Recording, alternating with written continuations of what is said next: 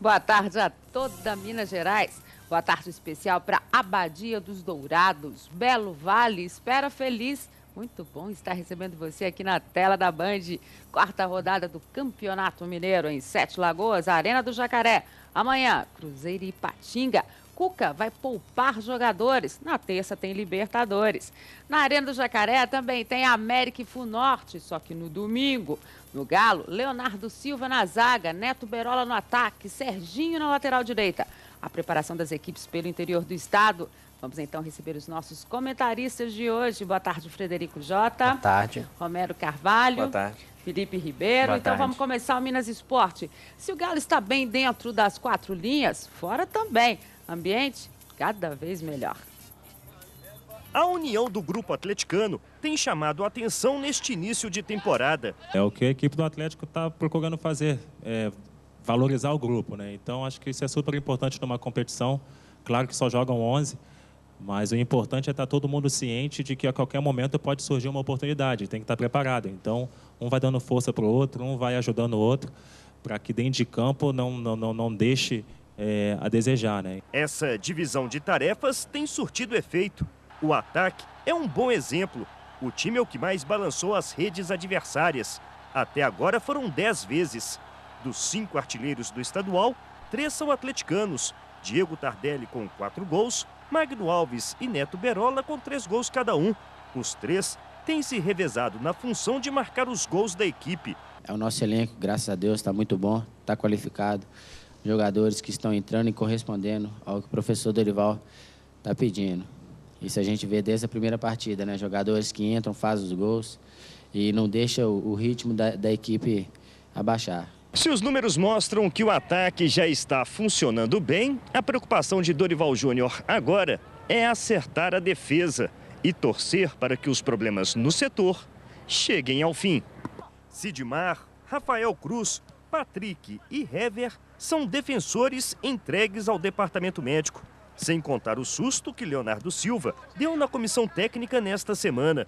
Mas é uma coisa que acontece, lesão. O importante é ter o elenco todo preparado para que na hora que aconteça alguma situação como essa, está todo mundo preparado para entrar e dar o melhor pelo Atlético. Tantas lesões obrigam Dorival Júnior a fazer adaptações na lateral direita a cada jogo, além de reduzir as opções do treinador para a zaga. A gente costuma dizer que hoje o elenco do Atlético trabalha sem vaidade, todo mundo com a cabeça focada em só um objetivo, que é sempre estar jogando e tentar buscar o título. Pelo menos por enquanto, o solidário grupo atleticano tem dado conta do recado. E acho que é isso mesmo, o grupo tem sido solidário em todos os momentos, nas tentativas de modificações que o Dorival tem feito. Então, acho que é por aí que vai caminhando o Atlético nessa temporada. E olha só, nós vamos estar sorteando 5 camisas novas do Cruzeiro, modelo 2011, e 4 camisas do Galo. Serão 3 do Cruzeiro e 2 do Galo, para quem segue o Twitter do Minas Esporte, que é o twitter.com/minasesporte_. E ainda 2 do Cruzeiro e 2 do Atlético pelo e-mail, sorteio minasesporte@band.com.br. Basta você mandar as mensagens dizendo qual camisa gostaria de ganhar. O sorteio será na próxima segunda-feira. Então, mande a sua mensagem, twitter.com/minasesporte_ e sorteio minasesporte@band.com.br. Você tem todo o final de semana para mandar aí quantas mensagens quiser. Não esqueça de dizer qual camisa que você quer ganhar, né? Porque aí adivinhar a gente vai ser difícil. O presente de Cruzeiro e Atlético para quem acompanha o Minas Esporte. Frederico Jota, a gente estava acompanhando a matéria do Flávio Júnior, essa questão do ambiente do Atlético, né? Óbvio que a gente sabe que o fato está começando bem a temporada, né? 3 jogos, 3 vitórias, né? Vem aí Copa do Brasil. Isso também faz com que seja refletido fora das 4 linhas também, né? Mas a gente sente realmente que é um grupo solidário, né? É um grupo muito mais coletivo do que o que a gente viu no ano passado. Não tenho dúvida, né? As 3 vitórias amenizaram o clima, que já era um clima bom pelo fato do Dorival, desde a virada do ano, pensar na mudança do elenco, no estilo do elenco que ele queria trabalhar. Isso vem também da diretoria, que deixou bem claro. Queremos um time para 4 competições, vamos ganhar as 4 competições. Então o jogador já entra preparado para isso. Eu vou ter uma chance, eu vou ter uma oportunidade. O Dorival rodou bem os jogadores até agora. Está com uma tranquilidade para colocar alguns, né? A gente vê o caso do Toró, que não estreou até hoje, o Diego Souza, que vamos dizer que ele não estreou até agora. né? Então, esses jogadores todos sabem. E isso, o Dorival sabe lidar com isso muito bem. Ele conseguiu unir aquele time do Santos no ano passado, até a hora que o Neymar azedou a história no final do ano. Ele conseguiu criar esse espírito de grupo, disputando 2 competições ao mesmo tempo, ano passado, e eu acredito que ele vai conseguir fazer isso. Isso passa muito do perfil do Dorival na montagem do elenco e na montagem de quais jogadores ele pode contar para isso. Até agora está indo muito bem. E óbvio que tudo que aconteceu com o Neymar lá mostrou também que o Dorival tem muita personalidade na ação dele, porque ele tinha um time vencedor, que se tivesse continuado com ele, poderia ter sido uma outra história em termos de campeonato brasileiro, né, Romero? Então, quer dizer, quem veio trabalhar com ele já tem essa noção, né? Aqui eu tenho que ter mais cuidado, porque a história com ele é diferente. E ele foi respaldado ano passado por ter sido o melhor técnico do Brasil. Sem dúvida. Né? Tanto no primeiro semestre quanto no segundo semestre. No segundo semestre, primeiramente com o Santos, depois com o Atlético, o trabalho dele foi excepcional. Então, o grupo do Atlético é outro desde a chegada do Dorival Júnior. Já vem do ano passado isso. Os jogadores que chegaram se adaptaram a esse estilo do Dorival. O Atlético tem lideranças positivas dentro do elenco. A gente não escuta muito falar de jogador desagregador, esse tipo de situação dentro do elenco do Atlético. A gente vê nas comemorações, jogador indo comemorar com o banco de reserva, que são aquelas imagens que são bem sintomáticas de uma união ou não de grupo. Quando o grupo está legal, todo mundo comemora junto, se procura na alegria e também, às vezes, nas decepções. E o Atlético aconteceu isso muito durante o Clássico, do Tardelli indo comemorar com o banco, jogadores todos bem agregados. Então, o grupo do Atlético ele tem o Dorival como esse comandante e tem ainda jogadores referências que têm exercido uma liderança positiva dentro do elenco do Galo. Então, o caminho está muito bem traçado. Agora, Felipe, quando o Dorival Júnior deu a entrevista no último jogo, né, do Atlético no Campeonato Brasileiro do ano passado, que ele falou, eu vou mudar o perfil desse grupo. Todo mundo ficou pensando, né? Não vai mudar, né? Como? Trouxe tanta gente e tal. E mudou, né? Literalmente, por nomes, por situações, por histórias. Tá aí o Jobson, que todo mundo sabe, teve um comportamento que não foi bacana, fora das 4 linhas. Né? É óbvio essa situação, e está segurando uma história. É verdade. Eu acho que a grande interrogação, né, que ficava para esse começo de ano no Atlético era a questão de como que o Dorival ia administrar as vaidades dentro do grupo. Porque o Atlético já tinha jogadores de nome no ano passado, Tardelli, Diego Souza, Daniel Carvalho, Ricardinho, e chegaram outros jogadores também de potencial para esse ano, Mancini, o próprio Jobson, que também se destacou no Botafogo, Richarlison. Então ficava aquela questão, como que o Dorival vai conseguir manter esse grupo unido, manter esse grupo com um foco só, sem que existam picuinhas dentro do time, e até agora tem se mostrado eficiente, né, nessa questão desse começo de ano do Atlético. Bem verdade, como o Fred disse ali, as vitórias ajudam demais. No próprio ano passado, todo mundo falava, o ambiente no Atlético tá ruim, tá pesado, mas também como que não ia estar pesado, sendo que o time não saía da zona do rebaixamento, não conseguia vitórias, e os jogadores a todo momento deixavam bem claros isso, não tem problema nenhum aqui, o problema aqui é a falta de vitória. Sem vitória, o ambiente fica pesado e realmente não dá para trabalhar.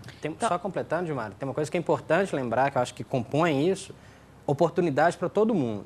Acho que vai chegar um certo momento que o time titular vai estar definido e todo mundo vai lembrar, eu tive uma oportunidade. Claro. O Jackson foi um exemplo disso, né? A gente ficou até receoso com o aproveitamento dele. Foi muito bem. O Zé Luiz foi aproveitado como zagueiro quando precisou, naquele amistoso de início de ano ali contra o River Plate. Então, acho o seguinte, todos têm oportunidade, todos têm a ciência que vão ter a chance em algum momento. Então, acho isso que é muito importante para a manutenção do clima. E a gente vai voltar a falar, porque tem a questão do time, o que o Dorival Júnior está armando para esse jogo contra o Guarani, lá em Divinópolis. Agora a gente vai para o Cruzeiro, porque a preocupação no time da Toca tem sido com o comportamento da torcida nos 2 últimos jogos. Objetos arremessados ao gramado que podem prejudicar o time nas competições. É o segundo jogo consecutivo que nós temos problemas que até então consideramos irrelevantes contra o Atlético Mineiro e ontem contra o Estudiantes, de torcedores atirando, pelo menos na minha visão, papel higiênico, papel normal, e esse tipo de coisa pode ir se agravando e se acumulando e trazer uma questão um pouco mais complicada para o Cruzeiro no que diz respeito às sanções que poderão ser impostas tanto pela CBF, Federação Mineira, melhor dizendo, e pela Confederação Sul-Americana de Futebol. Então, a partir desse momento, o Cruzeiro dá um aviso a essas pessoas que estão fazendo esse tipo de molecagem. Nós nem chamamos de torcedores, porque pessoas normais e que realmente torcem pelo Cruzeiro jamais teriam esse tipo de comportamento, porque além de prejudicar o clube, prejudicará alguns milhões de torcedores que poderão ter seus direitos cerceados no que tange a local de jogo, a pontuação na tabela e outras punições mais. O Cruzeiro está atento, o seu departamento jurídico também. Então, essas pessoas que estão com esse tipo de comportamento, que se cuidem, porque se alguma sanção ocorrer num período futuro, os que estão catalogados pela Polícia Militar vão responder criminalmente pelo que estão fazendo. Está certíssimo o Cruzeiro. A gente já havia dito aqui, depois do Clássico, que era necessário ter um cuidado maior. O Valdir disse que, no que ele viu, né, nada de mais grave poderia acontecer. Mas a gente sabe muito bem que as outras equipes se utilizam dessas imagens, foi tudo muito claro ali. Né? E o Cruzeiro corre risco de perder aí mando de jogo, ser mandado para histórias que até talvez Minas Gerais não comporte. Então é preciso que o torcedor tenha essa consciência. E eu vou aproveitar aqui e dizer o seguinte: pelo nível dos torcedores que estavam lá, pelo que custou o ingresso, é inadmissível que pessoas conscientes que vão para um estádio torcer pelo seu time numa competição importante como essa tenham esse tipo de comportamento. Até porque, é bom dizer aqui o seguinte: depois que o Verón acabou mostrando a tacinha e tal, que é um direito dele, a provocação dele, né? E o pessoal tem que entender que é feito dessa forma. O Verón foi um jogador fantástico, a torcida do Cruzeiro do lado de fora do estádio. Ele recebeu todo mundo, deu autógrafo para todo mundo, foi extremamente gentil. Então, quer dizer, quem está levando a pior nessa história é o torcedor. Eu acho até e isso que está ganhando, né? Não, tá ganhando. Imagina o dia que vai ter um jogo mais duro pela Libertadores, claro. Aí vai ter gente jogando outras coisas. Eu só acho assim, o Valdir até amenizou um pouquinho, falou que não foi tão grave. Eu acho gravíssimo. Eu acho gravíssimo. Quem joga um chinelo, que a gente viu na imagem, ele joga jogou um rádio, celular no Clássico, pedra, né? Jogou um celular no Clássico, joga uma outra coisa. Jogar qualquer coisa é uma coisa ridícula. Agora, a questão é o seguinte, né, Edmar? O caminho é exatamente esse aí. Catalogar o camarada que fez essa bobagem. E a partir do momento que começa a ter punição, a gente fala isso para inúmeras outras coisas, né? Para tudo, né? No dia que começar a ter punição e os outros começarem a perceber, pô, o rapaz que... O exemplo. Né? A figura que mandou o chinelo... felizmente, ele não pode ir em nenhum jogo mais do Cruzeiro, no resto da Libertadores, está respondendo um processo, aí acho que a pessoa vai começar a pensar. O caminho é a punição, não tem outro. Mas eu acho inadmissível que em 2011, um torcedor no Brasil faça uma atitude dessa. Que vai sediar uma Copa do Mundo. Porque não, sabe por quê, né? Edmar? É antigo esse tipo de punição já. Por exemplo, a gente lembra em 2004, o Atlético teve um jogo na Independência contra o São Paulo, choveu coisa em cima do jogador de São Paulo, o Atlético foi punido, ficou vários jogos, teve que jogar até no Morumbi. Foi jogar contra o Criciúma no Morumbi. Sem torcida, com portões fechados. Teve que jogar com os portões fechados. Ou seja, pelo amor de Deus, isso em 2004, né? O Boca Juniors, em 2008, no jogo contra o Cruzeiro, se não me engano, era um gelo, uma pedra de gelo que acertou, o juiz encerrou a partida e o Boca Juniors foi jogar contra o Fluminense no estádio do Racing. Não pôde jogar em La Bombonera. Isso, estão falando de 2008. Em 2011, você vai enfrentar o Estudiantes e vão um chinelo, se pega no Verón. Isso é uma punição grave. É uma coisa inadmissível que isso aconteça. No Clássico já tinha acontecido, só que foi o celular, mas ficou mais evidente nas imagens, bolinhas de papel ali do mosaico da torcida do Cruzeiro. Mas um chinelo, a própria torcida hoje, ela costuma fiscalizar esse tipo de coisa. Né? Porque ela sabe... Claro, e ela aponta, olha esse aqui, olha esse aqui. E o Cruzeiro havia no Clássico espalhado muitos seguranças, né, Felipe, por toda a Arena do Jacaré, para que fosse exatamente identificado o torcedor que tivesse esse tipo de atitude. Torcedor também, não sei se eu devo chamar de torcedor, né? O cara que estava lá e fez isso, porque torcedor não é isso, não. Torcedor é aquele que apoia, que incentiva, que grita, que aplaude, que pode até dialogar com o Verón, entre aspas, mas é só dialogar. Pois é, será que o torcedor cruzeirense não sabe que tomando uma atitude dessa ele vai prejudicar o próprio clube, o clube que ele diz que ama, que ele torce, que quer os resultados positivos?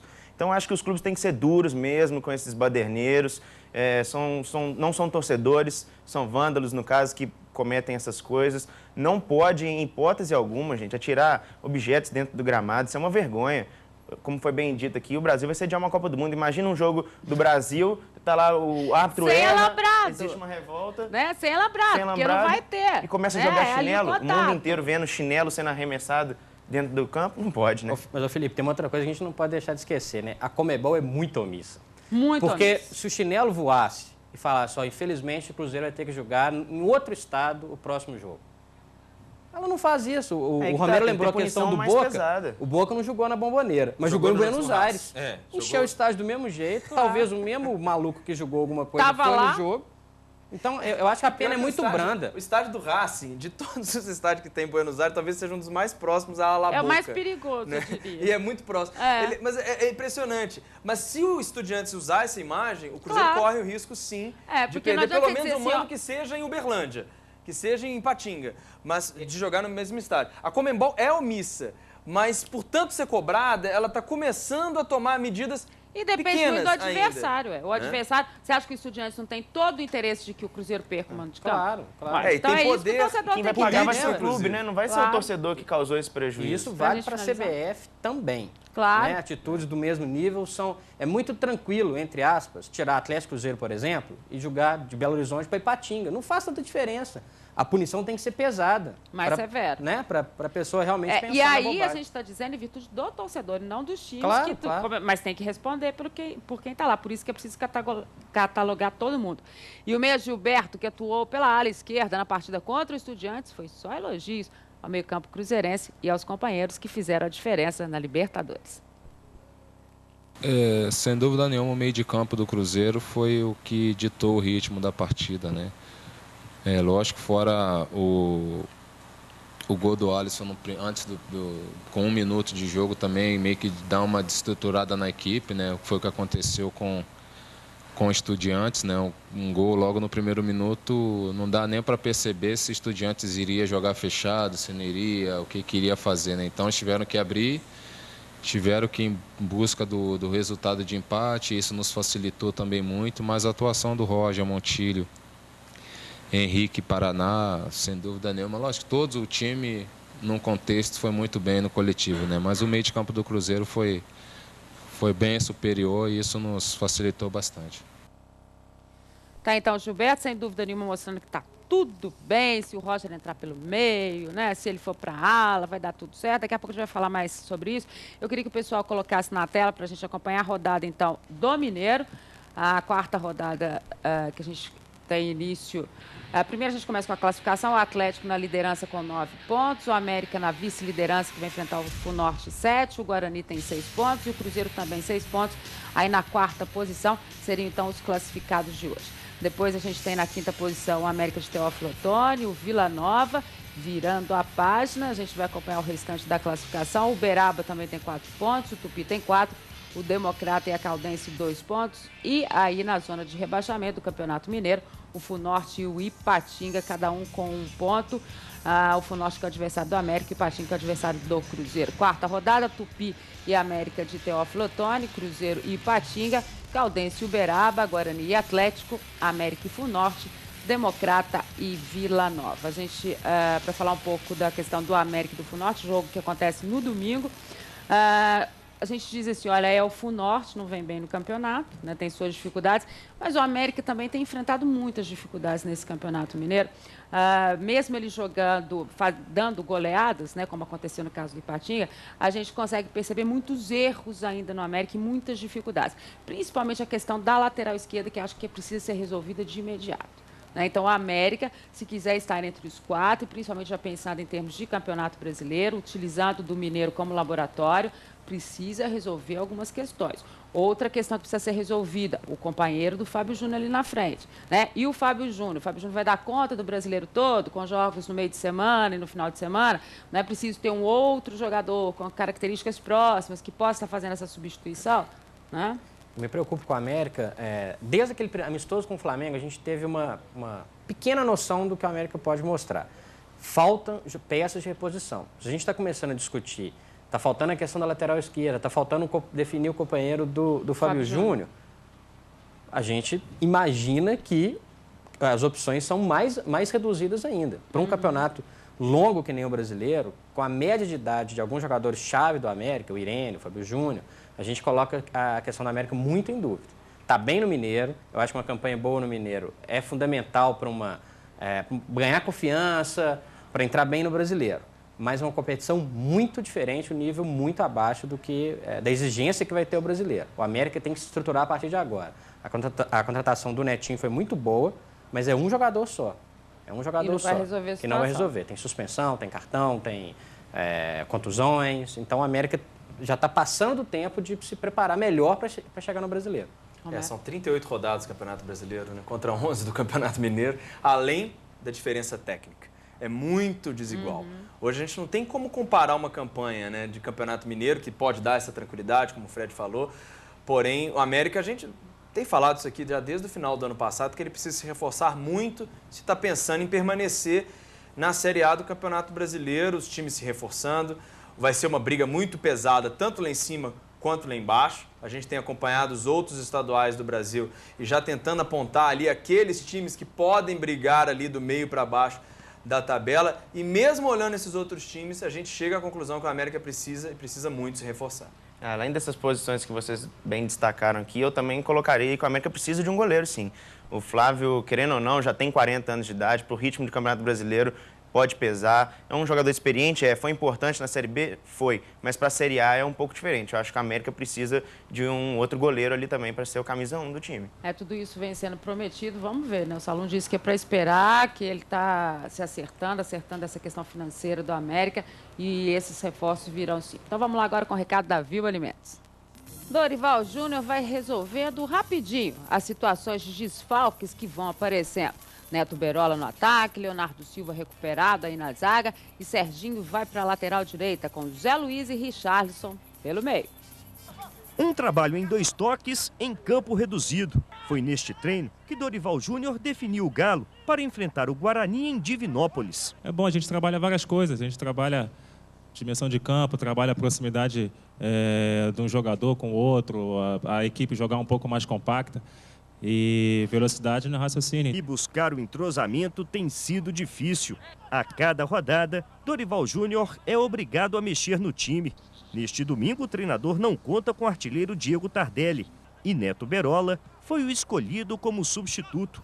Pelo menos, Leonardo Silva esteve em campo e se mostrou recuperado da torção no tornozelo. Me senti muito bem no trabalho. Uma torção leve, mas a gente fez um tratamento intensivo e fazendo com que essa lesão aí hoje pudesse fazer com que eu treinasse. No meio campo, a boa atuação de Zé Luiz na vitória sobre o Cruzeiro garantiu a ele uma vaga entre os titulares. E com o retorno de Richarlison à equipe, a solução encontrada por Dorival Júnior foi deslocar o volante Serginho para a lateral direita. Como temos 2 laterais de origem que estão contundidos, o professor está precisando ali na direita.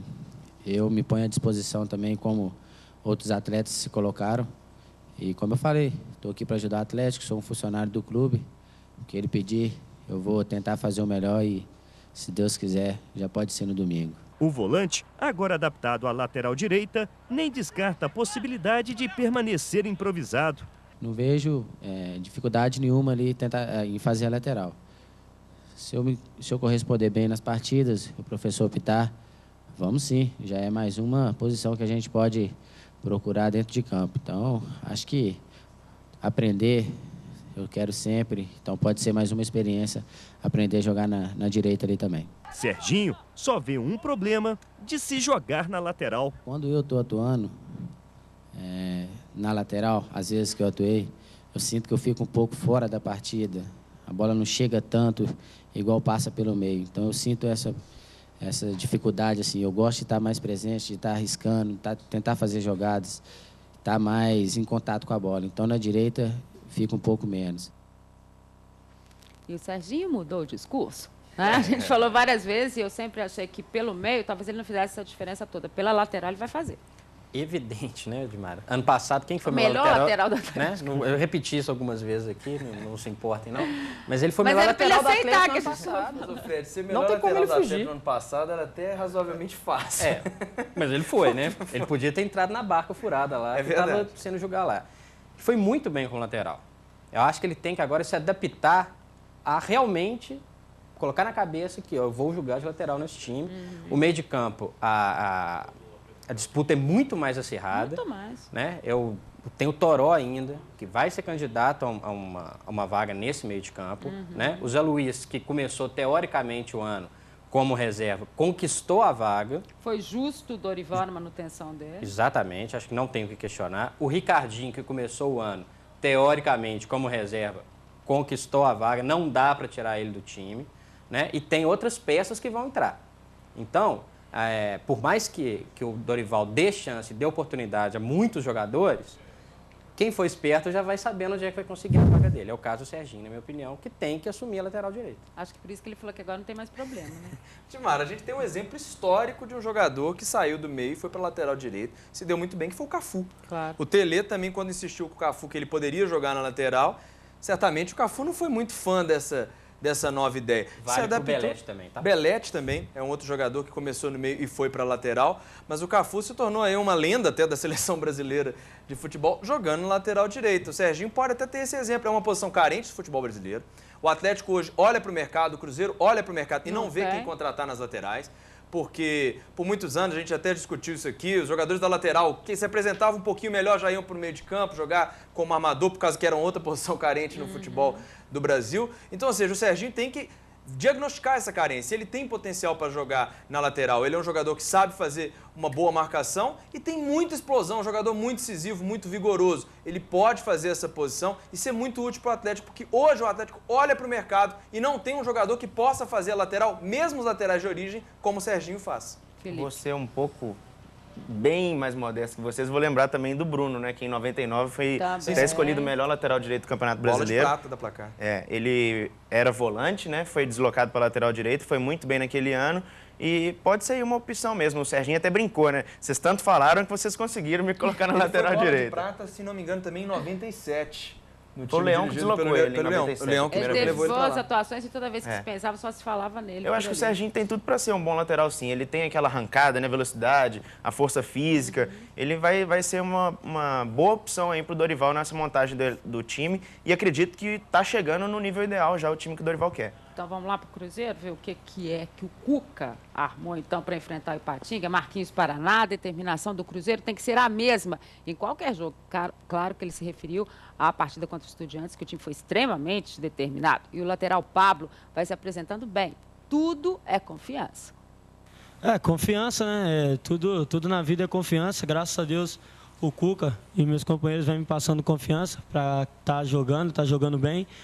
Quanto ao Estudiantes agora, ele pediu até para mim fazer uma posição que é mais como um terceiro zagueiro e dando liberdade para o Alisson pela direita. Graças a Deus eu consegui fazer bem também. Então, igual eu falei, tudo na vida é confiança. Ele está me dando confiança, o grupo está me dando confiança, o clube, a torcida está dando confiança. Então, tudo fica mais fácil. Eu acho que tem que entrar assim, né? Em todos os jogos tem que entrar desse jeito, dessa forma, com aquela vontade de ganhar mesmo. Todo mundo se ajudando, sem a bola marcar mesmo. Chega a dar gosto de ver o Roger e o Montijo, os dois ali na frente, ali que não são de marcar tanto, correr e dar carrinho, ajudar ali, que fica até mais fácil para a gente que está ali atrás. Quando os caras vêm passar, já vem a bola meia mascada e fica até mais fácil a gente roubar a bola. Com certeza tem um desgaste, né? Mas, como eu falei, o Cruzeiro tem um elenco muito bom e se tiver de ter alguma mudança, quem entrar vai entrar louco para fazer sempre o melhor. E já tem o time, já a gente vai falar sobre ele. E olha só, nós vamos estar sorteando 5 camisas novas do Cruzeiro, a coleção 2011, que foi lançada essa semana, e 4 camisas do Galo. Serão 3 do Cruzeiro e 2 do Galo para quem segue o Twitter do Minas Esporte, que é o twitter.com/minasesporte_. E ainda 2 do Cruzeiro e 2 do Atlético pelo e-mail, sorteio minasesporte@band.com.br. Basta você mandar mensagem dizendo qual camisa gostaria de ganhar. O sorteio será na próxima segunda-feira. Então mande suas mensagens, twitter.com/minasesporte_ e sorteio minasesporte@band.com.br todo final de semana aí para você mandar a sua mensagem. Fábio, Pablo, Naldo, Ed Carlos, Diego Renan, Marquinhos Paraná, Leandro Guerreiro, Everton e Dudu, Wellington Paulista e Thiago Ribeiro ficaram de fora da relação, então. O Montijo não vai estar nessa relação. Quem mais, Romero? Gilberto, Roger, Vitorino, Léo e Gil, porque vão cumprir suspensão, e o Henrique também já se resguardando para o jogo da terça-feira. Que é muito mais importante que o jogo de manhã, com todo Mas respeito ficou um time bom ao também. Ipatinga. O time ficou bom e cai naquela teoria que a gente sempre falou, né? Que deve ser colocada na prática. Laboratório. É hora de realmente testar alguns jogadores, colocar os jogadores em nível de competição. Acho importante para algumas peças da equipe. O Pablo foi muito bem, ele tinha ido muito bem como volante no primeiro jogo do Mineiro. Me surpreendeu, no inclusive. No segundo, como lateral, ele não foi tanto, mas depois ele se acertou. Na quarta-feira, ele me surpreendeu. Ele foi um jogador mais defensivo, né? O que abriu até espaço para o Gilberto subir mais e encaixar melhor com o Roger. É importante para o Marquinhos Paraná, que acho um jogador fundamental do elenco do Cruzeiro. É outro time quando o Paraná está em campo. É um jogador que ele permite que o Henrique saia um pouquinho mais para o jogo, permite um melhor trabalho dos meias. O Cuca está testando opções. O jogo importante desses próximos dias é na terça-feira. Sem dúvida, 2 vitórias em casa nesse início de grupo, já que o Cruzeiro termina essa sequência de jogos fora de Belo Horizonte, então já ajuda mais. Demais. Né? Mas eu gostei da formação, achei que são alternativas interessantes. O próprio Diego Renan, que não atuou contra o Estudiantes, só entrou no decorrer do jogo, que é um jogador que foi eleito aí dos melhores da posição do país. Quer dizer, você tem essas alternativas. Né? Se o Cruzeiro tem elenco, está na hora de mostrar esse elenco na prática, né, jogando. O Ipatinga não faz uma boa campanha no Campeonato Mineiro, goleadas para Guarani, goleada para o América, vai lutar contra o rebaixamento no Campeonato Mineiro. A gente sempre fica assim, não, nessa rodada a gente vai ver o que o Ipatinga vai fazer. Até agora não fez nada. Até agora ele está mostrando. esperando o Guilherme, nada. Agora vai ter o Alessandro, quem sabe? Pois é. Eu acho que o Ipatinga vai brigar mesmo para não cair e o Cruzeiro, jogando com o time B ou C, é favorito nessa situação com o Ipatinga jogando em casa. O Cruzeiro vai para a vitória, vai para se manter ali entre os 4 do Campeonato Mineiro. Pensando na terça-feira, não tem outro caminho. Nessa hora, é a hora de poupar. Né? O desgaste físico está muito grande, o calor muito forte, a Arena do Jacaré, viagens. O Cruzeiro tem que pensar que ele tem um ano inteiro pela frente, não apenas o Campeonato Mineiro e esse início da Taça Libertadores. Destaque aí para a gente poder ver um pouquinho mais, né, o Naldo, né, o zagueiro contratado desse ano, vindo da Ponte Preta, um jovem jogador. A gente vai poder observar um pouco mais o futebol dele. E falando sobre o Pablo, né, ele até disse na entrevista coletiva que o Cuca usou ele como um falso terceiro zagueiro nesse último jogo. E o Cuca a gente conhece bem, ele gosta disso. No Botafogo, por exemplo, ele colocou uma vez o Luciano Almeida, um lateral esquerdo, para ser o terceiro zagueiro, e enquanto isso liberou o Jorge Henrique para ser praticamente um ponta esquerda, na mesma função. Nesse último jogo, foi o Alisson que pelo lado direito teve muito mais liberdade, com o Pablo ficando um pouquinho mais. Então são essas variações táticas, né, que o Cuca tem para poder montar o Cruzeiro. Eu digo que a gente vai conferir agora a arbitragem da rodada. Porque aí a gente vai ver segunda-feira o que a gente vai estar falando aqui. A gente anda de olho na arbitragem do Campeonato Mineiro. Então a gente vai ir para o primeiro jogo, o Tupi e o América, Emerson de Almeida Ferreira, o Pedro Araújo Dias Cota e o Marcelo Francisco dos Reis. Essa é a arbitragem de Tupi e América. Agora vamos conferir aí Cruzeiro e Ipatinga, Joel Tolentino da Mata Júnior, Marcos Vinícius Gomes, Flamarion Sócrates da Silva.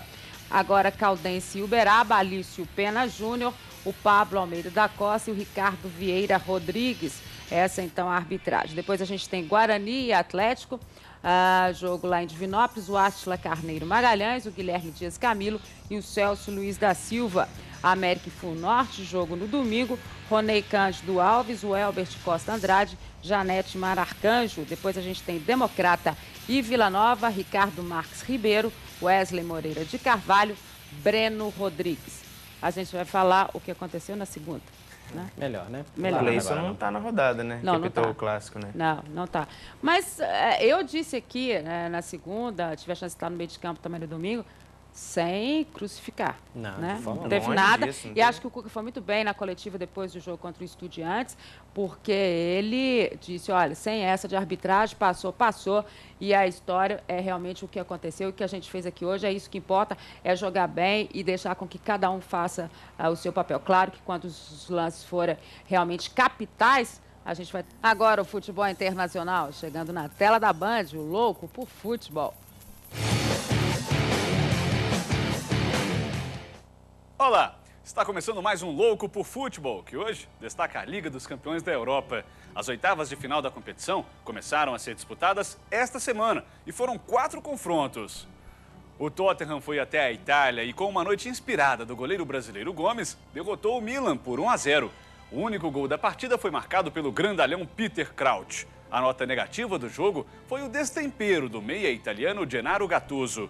O jogador agarrou o auxiliar técnico dos Spurs pelo pescoço e será julgado por conduta antidesportiva na próxima segunda-feira. certamente pegará alguns jogos de suspensão. Gattuso já está de fora do jogo de volta no dia 9 de março, suspenso com 2 cartões amarelos. Em Valência, os donos da casa saíram na frente com o valente Roberto Soldado. O resultado seria bom para os espanhóis se o maior artilheiro da história da Liga não resolvesse ampliar o recorde. Raul completou 69 gols marcados na competição. Em recuperação no campeonato alemão, mas bem longe da briga pelo título, o Schalke 04 deixou a Espanha satisfeito com o empate em 1-1. Na capital italiana, a Roma saiu na frente com Perrota, mas a noite era ucraniana. O melhor, dos brasileiros do Shakhtar Donetsk. Jadson empatou, Douglas Costa virou o placar e Luiz Adriano deu tranquilidade aos visitantes. Menez diminuiu ainda aos 16 minutos do segundo tempo, mas a reação da Roma parou por aí. E você deve ter reparado que os visitantes se deram bem, né? Só que toda regra tem exceção. E nesse caso foi, quem diria, o Barcelona. A equipe até saiu na frente após o gol de Davi Vidia, mas o Arsenal conseguiu a virada no segundo tempo. O empate veio graças ao holandês Van Persie e o vacilo de Valdés. O russo Arshavin bateu no meio do gol e sacramentou a primeira vitória na história dos Gunners sobre os catalães em competições europeias. Na semana que vem acontecem mais 4 jogos. Na terça-feira, o Lyon recebe o Real Madrid, enquanto o Copenhague joga em casa contra o Chelsea. Na quarta, o Olympique de Marseille enfrenta o Manchester United na França. E teremos ainda o aguardado confronto entre Internazionale e Bayern de Munique, que realizaram a final da última edição, vencida pelos italianos.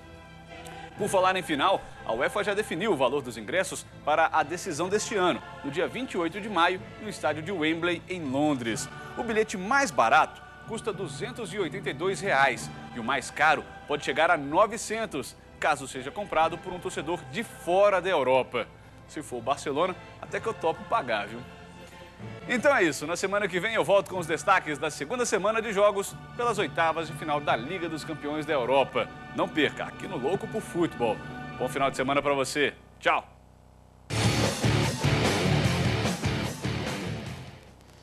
E aí, o Barcelona, hein? Bom, como é que foi para vocês essa rodada? Estão muito felizes com essa rodada da Champions.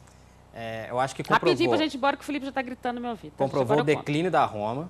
Eu tinha postado antes que o Shakhtar ia eliminar a Roma, e eu acho que isso vai acontecer.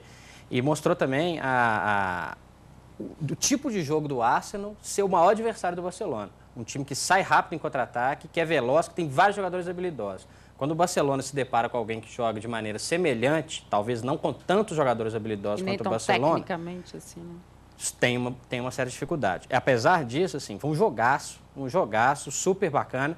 Acredito que o Barcelona ainda é favorito para vencer. Rapidinho que eu tenho que ir embora. A tristeza desse jogo, por exemplo, do Barcelona e do Arsenal, é a gente constatar que os nossos jogos ficam igual a diferença entre a NBA e a NBB. Eu nem conto mais isso. Sabe, infelizmente está nessa situação, sobretudo com esses times que formaram a elite do futebol mundial, contratando todos os principais jogadores do mundo para jogar em seus times. Poucos times no mundo estão conseguindo fazer isso. É outra situação que precisa ser revista também no futebol. Eu só acho que essa questão do Arsenal e do Barcelona, pode sim o Barça ter um favoritismo, mas acho que está longe de estar definida essa situação. Está em aberto ainda esse jogo. A gente sabe que o Barcelona tem o seu poder ofensivo muito grande, mas o Arsenal, por outro lado, tem um contra-ataque fulminante e pode surpreender sim no Camp Nou. Super emoções da Champions, que você vai acompanhar sempre aqui na tela da Band. Minas Esporte de hoje chegando ao final, é isso mesmo. Boa tarde, Frederico Jota, Romero Carvalho, Felipe Ribeiro. Nós estaremos de volta na segunda-feira às 12h30. Vem aí o Paulo Leite com o Minas Urgente. Na sequência tem a Bianca Lajo. Tudo de bom, super tarde na Band. Fique com a gente. Eu volto segunda. Tchau.